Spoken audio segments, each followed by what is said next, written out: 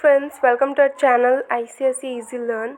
So I welcome you again, and today we are going to read a very important chapter, that is Bhede and Bhediye. Okay, so if you don't know what are Bhed and what is Bhediya, then you must go and check out on Google. So today we are going to do this chapter, and हरी शंकर परसाई वो कौन है, वो इसके लेखक हैं। तो पहले उनके बारे में जानेंगे कुछ। श्री हरि शंकर परसाई का जन्म 22 अगस्त 1924 में मध्य प्रदेश के होशंगाबाद ज़िले में हुआ। ठीक है, तो होशंगाबाद जो था वो ज़िला था उनका, और मध्य प्रदेश जो थी उनकी स्टेट थी। मैं आपको पहले ही बता देती हूँ, आपको जो राइटर है इसके बारे में कुछ एग्ज़ाम में नहीं पूछा जाएगा। आपको स्टोरी के अंदर जो क्वेश्चन है वो पूछे जाएंगे, पर आपको जो राइटर है उसका नाम याद रखना है।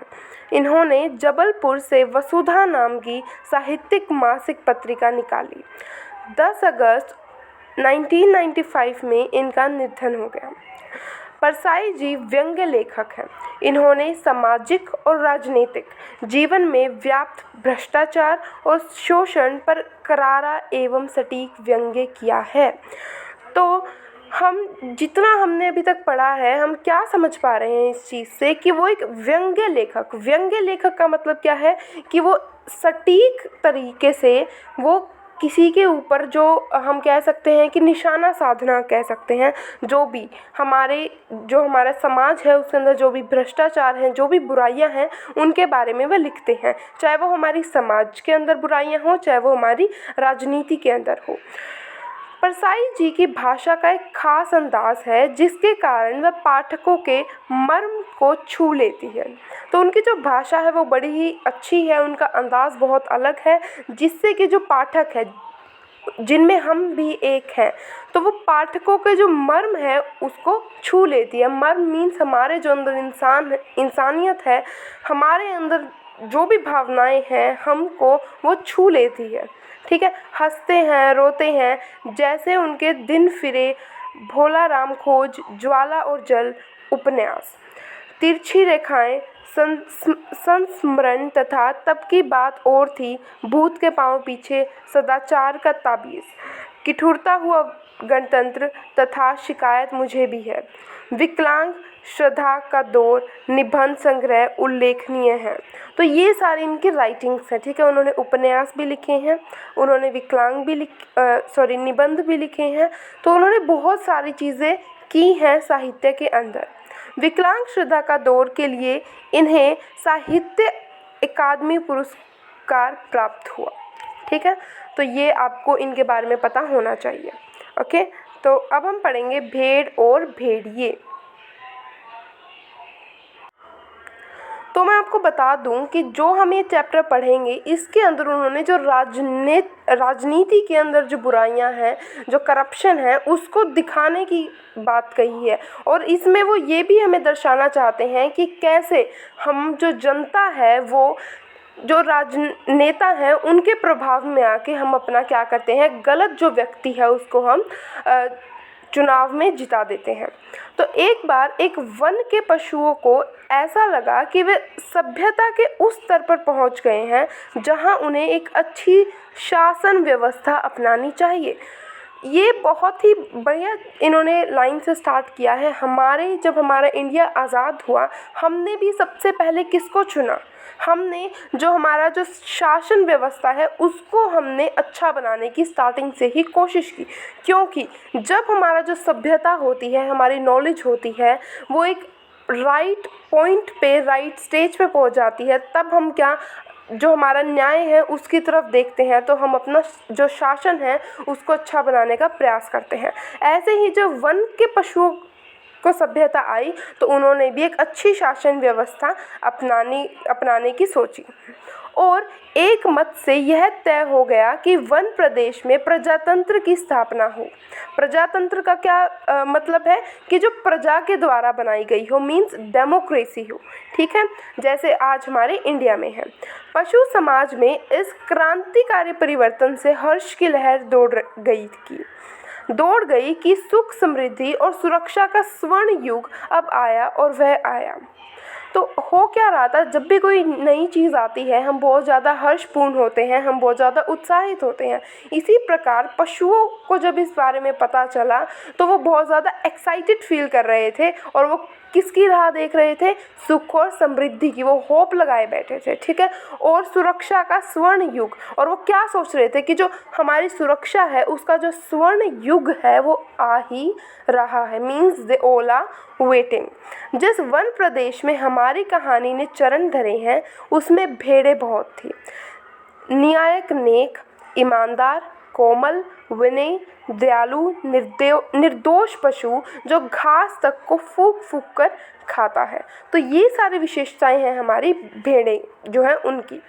भेड़ों ने सोचा कि अब हमारा भय दूर हो जाएगा, हम अपने प्रतिनिधियों से कानून बनवाएंगे कि कोई जीवधारी किसी को ना सताए न मारे, सब जिए और जीने दें, शांति, स्नेह, बंधुत्व और सहयोग पर समाज आधारित हो। तो जो भेड़ें थी वो अच्छा जो दिन आ रहे हैं उसके लिए उनकी बहुत ज़्यादा होप्स थे। वो चाहते थे कि कोई भी जो प्राणी है, कोई भी जो पशु है वो एक दूसरे को ना मारे और वो स्नेहपूर्ण प्यार से वो रहें।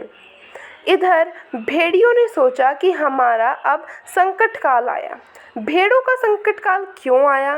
क्योंकि जो भेड़ थे वो क्या थे, वो मांसाहारी थे और वो जो भेड़ें थी उनको खाया करते थे।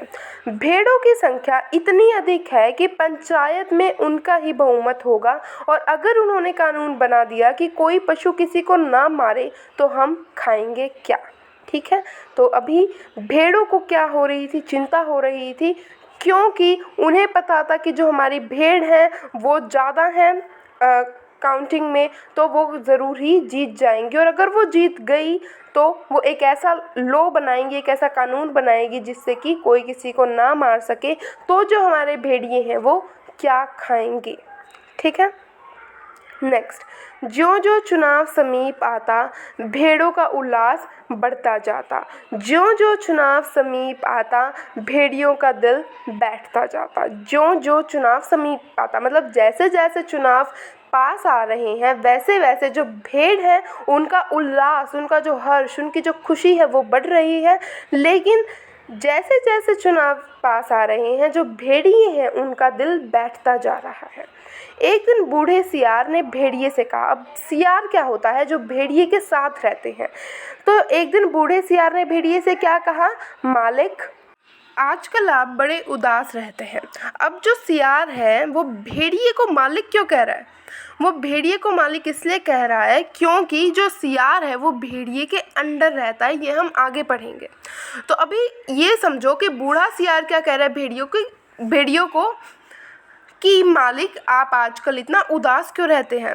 हर भेड़िए के आसपास 2-4 सियार रहते ही हैं। जब भेड़िया अपना शिकार खा लेता है तब ये सियार हड्डियों में लगे मांस को कुतर कर खाते हैं और हड्डियां चूसते रहते हैं। तो अब आपको पता चला कि क्यों सियार ने भेड़िए को मालिक कहा, क्योंकि वो उसके पीछे पीछे रहता है और जो भी भेड़िया खाता है उसका जो बचा हुआ होता है वो एक सियार खाता है। तो सियार अपना फ़ायदा देख रहा है यहाँ पे, वो भेड़िए के साथ क्यों रह रहा है? क्योंकि भेड़िए को तो खाना चाहिए ही।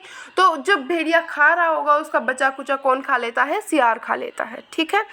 ये भेड़िए के आसपास दुम हिलाते रहते हैं, उसकी सेवा करते हैं और मौके बेमौके हुआ हुआ चिल्लाकर उसकी जय बोलते हैं। तो हुआ क्या है? एक तरह की उनकी हम भाषा कह सकते हैं या फिर एक तरह से उनका कम्युनिकेशन का ज़रिया है, ठीक है।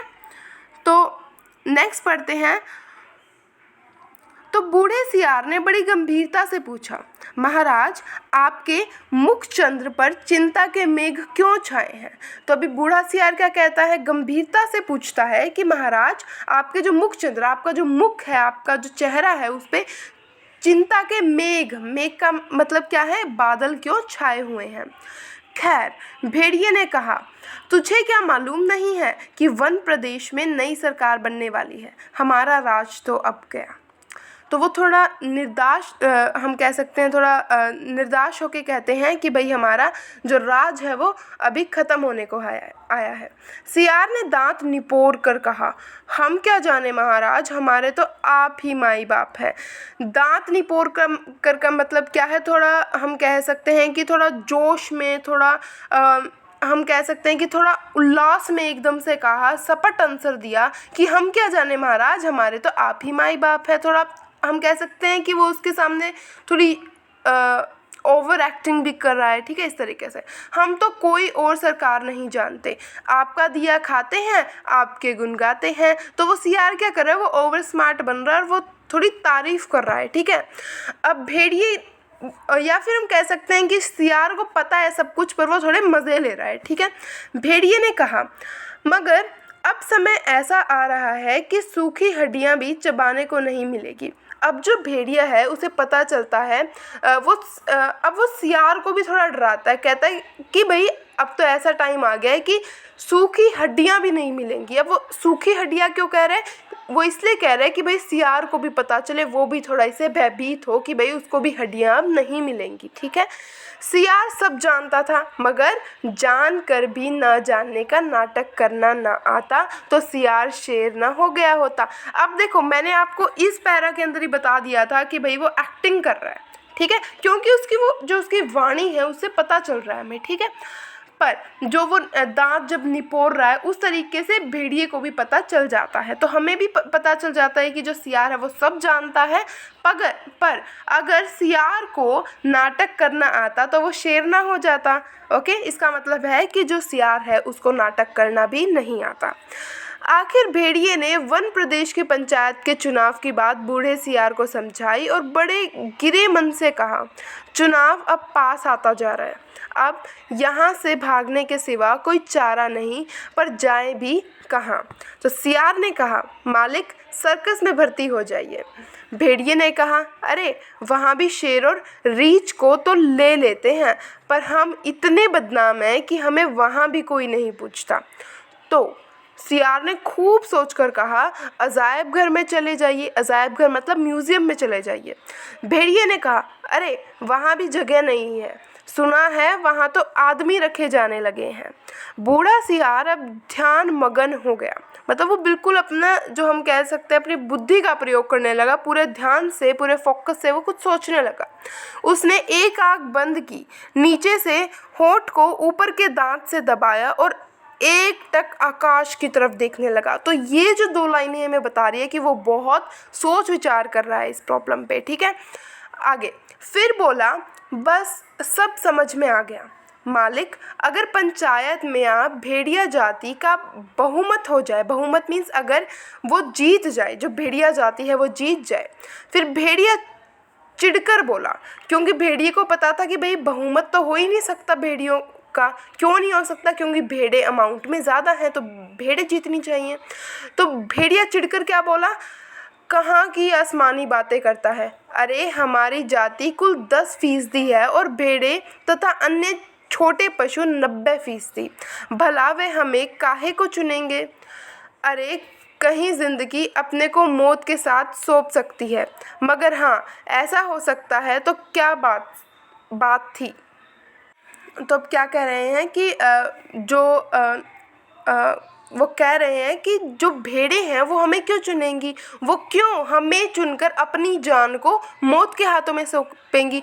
तो अभी भेड़िया क्या कहना चाहता है, जो सियार ने कहा है कि बहुमत हो जाए भेड़िया जाति का, तो जो सियार हैं वो कह रहे हैं कि भाई ऐसा क्यों होगा, वो 90% है और वो हमें क्यों जिताएगी। क्या वो ये चाहती हैं, क्या वो अपनी ज़िंदगी को मौत के हाथों में देना चाहती हैं, ठीक है।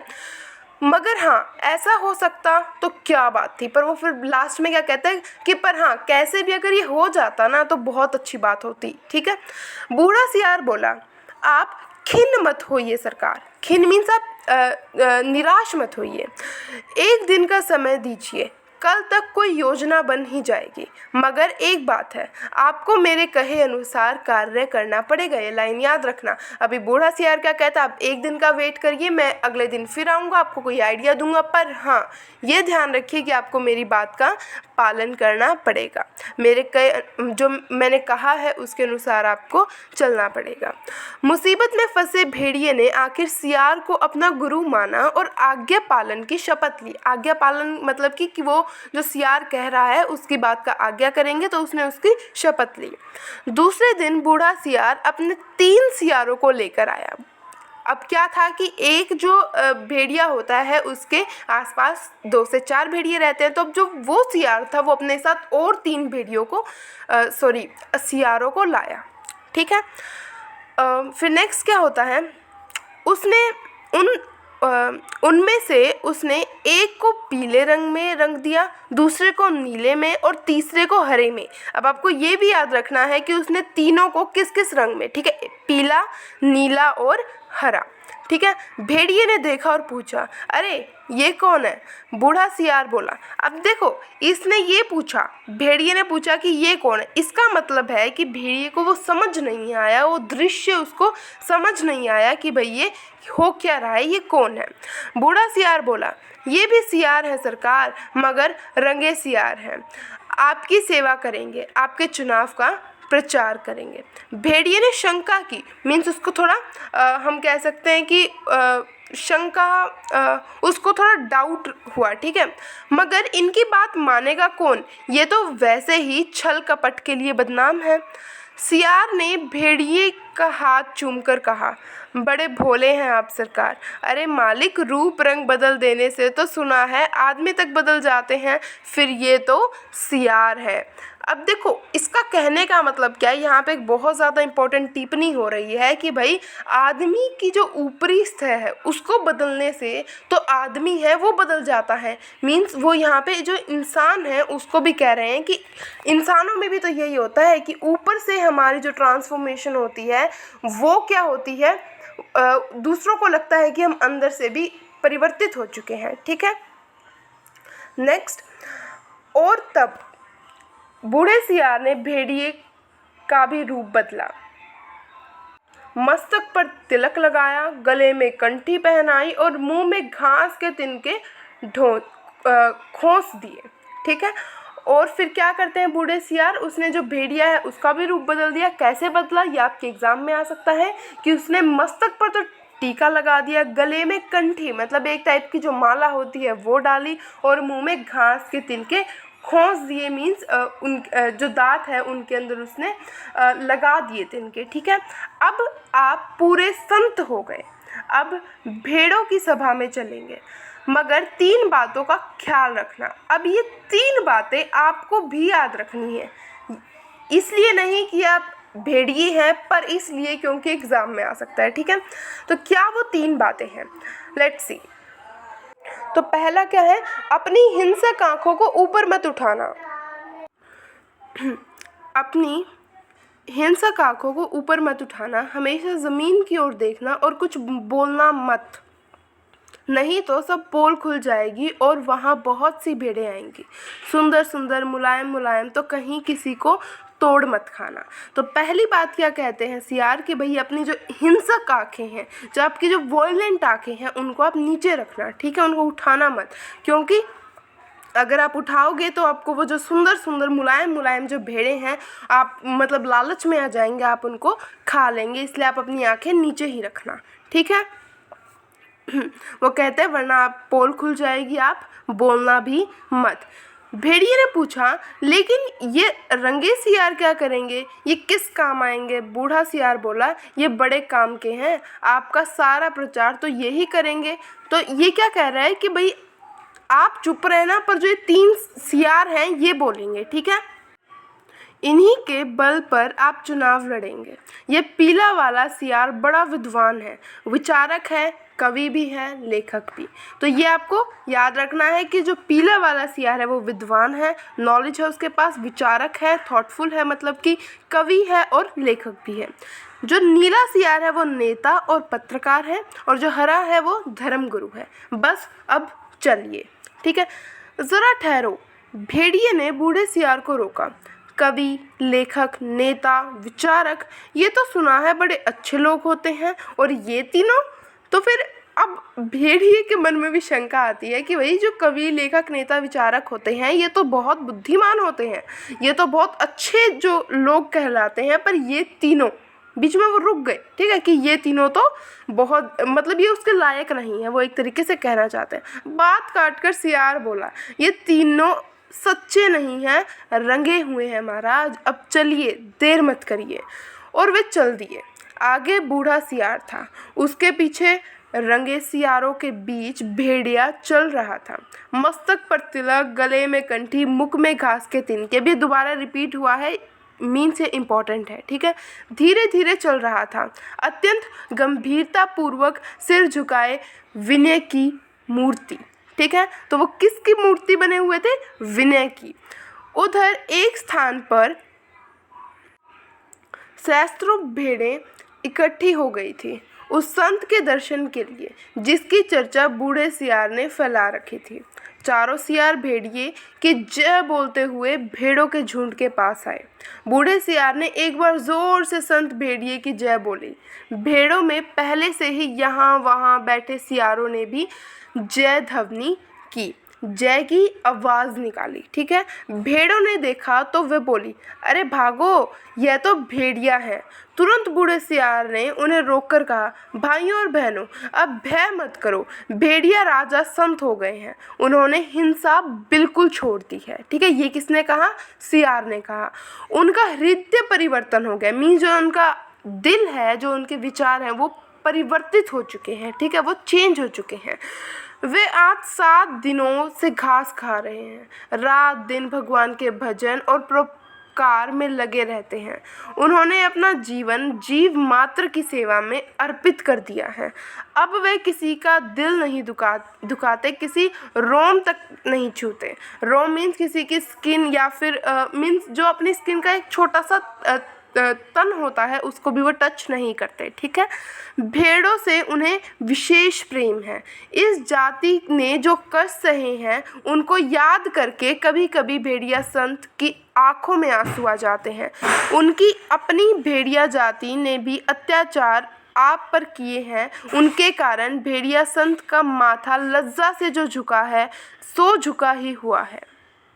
परंतु अब वे विशेष जीवन आपकी सेवा में लगाकर तमाम पापों का प्रायश्चित करेंगे। प्रायश्चित का मतलब क्या होता है कि उनको सही करेंगे, उसका मतलब कि वो रिटर्न में उन चीज़ों के लिए वो क्या करेंगे, सॉरी फील करेंगे, और उसके लिए थोड़ी सी उनकी दोबारा से हेल्प करेंगे, ठीक है, उसके बदले। आज सवेरे की ही बात है कि एक मासूम भेड़ के बच्चे के पाँव में कांटा लग गया, तो भेड़िए संत ने उसे दांतों से निकाला, दांतों से। पर जब वह बेचारा कष्ट से चल बसा, तो भेड़िया संत ने सम्मानपूर्वक उसकी अंत्येष्टि क्रिया की। अब देखो क्या कह रखा है। अब यहाँ पे यार इन्होंने दांतों से निकाला, दांतों से, इतना एम्फोसिस क्यों किया इस चीज़ को, ठीक है। इसलिए क्योंकि जब एक जो भेड़िया है वो एक भेड़ के पाँव के पास जाता है, तो उसके मन में क्या होता है, लालच आता है कि मैं इसको खा लूँ। इसलिए उसने उसको थोड़ा एम्फोसाइज किया है कि भाई दांतों से निकाला है, लेकिन फिर भी उसने उनको खाया नहीं। फिर उसने कहा कि भाई उसकी जो अंत्येष्टि थी वो भी सियार ने की। अब वो फिर बता रहा है कि भाई जो भेड़िया था वो चाहता तो इसको खा सकता था, पर उसने उसकी अंत्येष्टि, मतलब कि जो उसका अंतिम जो यात्रा निकालते हैं, अंतिम जो उसको आग लगाते हैं, जो भी करते हैं, वो उसने किया। अब तो वह सर्व त्याग चुके, सर्व मतलब कि सब कुछ वो त्याग चुके हैं। अब आप उनसे भय मत करें, अब आप उनसे न डरें, उन्हें अपना भाई समझे। सब मिलकर बोलो, संत भेड़िए जी की जय। अब देखकर उसने उतना उनका से लेके यहाँ तक उन्होंने पूरा जो हमारा भेड़िया है उसके परिवर्तन के बारे में बताया। तो ये बहुत इंपॉर्टेंट है, इसमें बहुत ज़्यादा पॉइंट्स बनेंगे and you have to learn it all, okay. भेड़िया जी अभी तक उसी तरह गर्दन डाले विनय की मूर्ति बने बैठे थे। बीच में कभी कभी सामने की ओर इकट्ठी भेड़ों को देख लेते और लपकती हुई लार को गुटक जाते। बूढ़ा सियार फिर बोला, भाइयों और बहनों, मैं भेड़िया संत ने अपने मुखार विंद से आपको प्रेम और दया का संदेश देने की प्रार्थना करता, पर प्रेमवश उनका हृदय भर आया है, वे गदगद हो गए हैं और भावात्रेक से उनका कंठ अवरुद्ध हो गया है। अब हम इनका हर एक का मीनिंग देखेंगे। तो अब देखो, वो जो भेड़िया है वो उसको बोलने ही नहीं दे रहे, ठीक है। बूढ़ा सियार फिर बोलता है, भाइयों और बहनों, मैं भेड़िए संत के अपने, वो कह रहे कि मैं क्या करता, मैं भेड़िया जो संत है उसके खुद के मुख से आपको प्रेम और दया का संदेश देने की प्रार्थना करता, ठीक है, पर प्रेमवश उनका हृदय भर आया। पर इतना प्रेम देख के उनका जो हृदय है वो भर आया है, वह गदगद हो गए हैं और भावात्रिक मीन्स भावों की अधीनता, ठीक है, भावों के वो वश में आ चुके हैं, वो जो भाव हैं वो बह रहे हैं से उनका कंठ अवरुद्ध हो गया है, मतलब कि जो उनका मन है वो बहुत ज़्यादा भर आया है। फिर वो कहता है कि वे बोल नहीं सकते। अब आप इन तीनों रंगीन प्राणियों को देखिए, आप इन्हें न पहचान पाए होंगे, पहचाने भी कैसे, ये इस लोक के जीव तो हैं नहीं, ये तो स्वर्ग के देवता हैं जो हमें सदुपदेश देने के लिए पृथ्वी पर उतरे हैं। ये पीले विचारक हैं, कवि हैं, लेखक हैं, ये दोबारा से आया है, आपको याद करना है। नीले नेता हैं और स्वर्ग के पत्रकार हैं और हरे वाले धर्मगुरु हैं। अब कविराज आपको स्वर्ण संगीत सुनाएंगे। हाँ कवि जी, तो वो सुनाते हैं। फिर पीले सियार को हुआ हुआ के सिवा कुछ और तो आता ही नहीं था, हुआ हुआ चिल्ला दिया। शेष सियार भी हुआ हुआ बोल पड़े। बूढ़े सियार ने आँख के इशारे से शेष सियारों को मना किया और चतुराई से बात को यूँ कहकर संभाला, भाई कवि जी तो कोरस में गीत गाते हैं, पर कुछ समझे आप लोग कैसे समझ सकते हैं। अरे कवि की बात सबकी समझ में आ जाए तो वह कवि काहे का। कह रहे हैं कि जैसे स्वर्ग में परमात्मा वैसे ही पृथ्वी पर भेड़िया। हे भेड़िया जी महान, आप सर्वत्र व्याप्त है, इसका मतलब सब जगह आप व्याप्त, आप हर जगह हैं, ठीक है। सर्वशक्तिमान है। प्रातः आपके मस्तक पर तिलक करती है, सांझ को उषा आपका मुख चूमती है, पवन आप पर पंखा करती है और रात्रि आपकी ही ज्योति लक्ष लक्ष खंड होकर आकाश में तारे बनकर चमकती है। हे विराट, आपके चरणों में इस शूद्र का प्रणाम है। तो वो फिर से जो है हमारा भेड़िया है उसकी तारीफ करता है और फिर कहता है कि आपको मेरा प्रणाम है, ठीक है। फिर नीले रंग के सियार ने कहा, निर्बलों की रक्षा बलवान ही कर सकते हैं। भेड़ें कोमल हैं, निर्बल हैं, अपनी रक्षा नहीं कर सकती। अब वो कहता है कि जो निर्बल, जो शक्तिहीन, जो कम शक्ति वाली होती हैं, तो उनकी रक्षा तो बलवान ही करते हैं, और भेड़ें तो कोमल हैं, निर्बल हैं, तो उनकी रक्षा वो खुद नहीं कर सकती, ठीक है। भेड़िए बलवान हैं, इसलिए उनके हाथ में अपने हितों को छोड़ निश्चिंत हो जाओ, वह भी तुम्हारे भाई हैं। तो वो क्या कह रहे हैं कि तुम अपने हितों को, जो भी तुम्हारा है, जो भी तुम्हारी सुरक्षा है, जो भी है, वो तुम किसको सौंप दो, किसको, जो हमारा भेड़िया है उसको सौंप दो। निश्चिंत मीन्स आप चिंता रहित हो जाओ, वे भी तुम्हारे भाई हैं। आप एक ही जाति के हो, तुम भेड़ वह भेड़िया, कितना कम अंतर है। और बेचारा भेड़िया व्यर्थ ही बदनाम कर दिया गया है कि वह भेड़ों को खाता है। अरे खाते और हैं, हड्डियाँ उनके द्वार पर फेंक जाते हैं, ये व्यर्थ बदनाम होते हैं। तुम लोग तो पंचायत में बोल भी नहीं पाओगे। भेड़िए बलवान होते हैं, यदि तुम पर कोई अन्याय होगा तो डटकर लड़ेंगे। इसलिए अपने हित की रक्षा के लिए भेड़ियों को चुनकर पंचायत में भेजो। बोलो संत भेड़िया की जय। फिर हरे रंग के धर्मगुरु ने उपदेश दिया, जो यहाँ त्याग करेगा वह उस लोक में पाएगा, जो यहाँ दुख भोगेगा वह वहाँ सुख पाएगा, जो यहाँ राजा बनेगा वह वहाँ राजा बनेगा, जो यहाँ वोट देगा वह वहाँ पाएगा। इसलिए सब मिलकर भेड़िए को वोट दो। वह दानी है, परोपकारी है, संत है, मैं उनको प्रणाम करता हूँ। यह एक भेड़िए की कथा नहीं है, यह सब भेड़ियों की कथा है। सब जगह इस प्रकार प्रचार हो गया और भेड़ों को विश्वास हो गया कि भेड़िए से बड़ा उनका कोई हित चिंतक और हित रक्षक नहीं है। और जब पंचायत का चुनाव हुआ तो भेड़ों ने अपनी हित रक्षा के लिए भेड़ियों को चुना और पंचायत में भेड़ों के हितों की रक्षा के लिए भेड़िए प्रतिनिधि बनकर गए और पंचायत में भेड़ियों ने भेड़ों की भलाई के लिए पहला कानून यह बनाया, हर भेड़िए को सवेरे नाश्ते के लिए भेड़ का एक मुलायम बच्चा दिया जाए, दोपहर के भोजन में एक पूरी भेड़ तथा शाम को स्वास्थ्य के ख्याल से कम खाना चाहिए, इसलिए आधी भेड़ दी जाए। हरिशंकर परसाई। अब ये हमें क्या दर्शा रहा है? ये हमें दर्शा रहा है हमारी आज की राजनीति।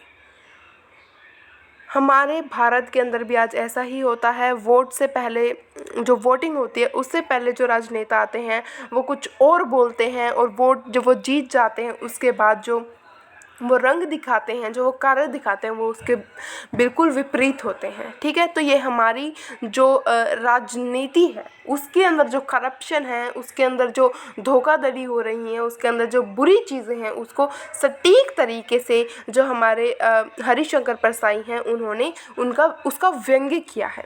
ठीक है, तो ये बहुत ही इम्पॉर्टेंट चैप्टर है। ये रिलेटिव भी है थोड़ा सा, क्योंकि हम ये सारी चीज़ें एक्सपीरियंस करते हैं जब भी 5 साल के अंदर वोटिंग होती है, ये चीज़ें हम देखते हैं। ठीक है, तो ये बिल्कुल रियल लाइफ के अंदर भी है। एट लास्ट ये बहुत अच्छा चैप्टर था, मतलब हमें बहुत कुछ इससे सीखने को भी मिला कि हम जब अपनी वोटिंग करेंगे, ठीक है, 18 अबव जो है वो जो वोटिंग करने जा रहे हैं तो उन्हें बहुत ज़्यादा सावधान होना पड़ेगा। ये भी नहीं कि भाई हम वोट नहीं दे रहे हैं, ठीक है, हमें वोट देना चाहिए, ये हमारा अधिकार है, हमारा जन्म अधिकार है ये, तो हमें वोटिंग देनी चाहिए, पर बहुत ज़्यादा सोच समझ कर देनी चाहिए। ठीक है, ये था हमारा चैप्टर, बहुत ही खूबसूरत चैप्टर था। Read it thoroughly each and everything. तो थोड़ा टाइम ज़्यादा लगा है, आई थिंक 30 मिनट्स क्रॉस हो चुकी हैं, आधा घंटा हो चुका है, but what I mean is quality होनी चाहिए। ठीक है, तो ये मैंने आपको पूरा चैप्टर लाइन बाय लाइन समझा दिया, but still if there is any doubt you can write that in the comment section. I want to say that कि बीच में थोड़ी डिस्टर्बेंसेस आई हों, because you know while I am reading Hindi तो disturbances होती हैं कई बार, ठीक है, बैकग्राउंड में भी होती हैं, या फिर मैं पढ़ते पढ़ते भी थोड़ा टंग स्लिप हो जाती है। So please don't mind that, just trying hard and trying to improve. So support our channel, subscribe to our channel, also like and share this video with your friends if you find it useful. So thank you, bye bye.